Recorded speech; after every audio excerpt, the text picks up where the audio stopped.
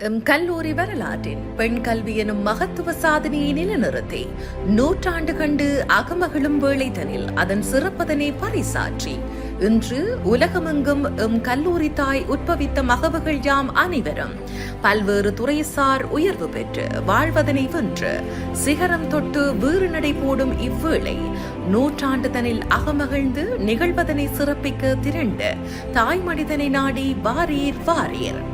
இந்நூற்றாண்டை சிறப்பிக்கும் முகமாக யாழ்ப்பாண கல்லூரி பழைய மாணவிகளால் வருகின்ற ஜூலை மாதம் 19ஆம் தேதி சனிக்கிழமை மாலை 5 மணிக்கு கலை கலாசார நிகழ்வுகள் நடைபெற உள்ளது.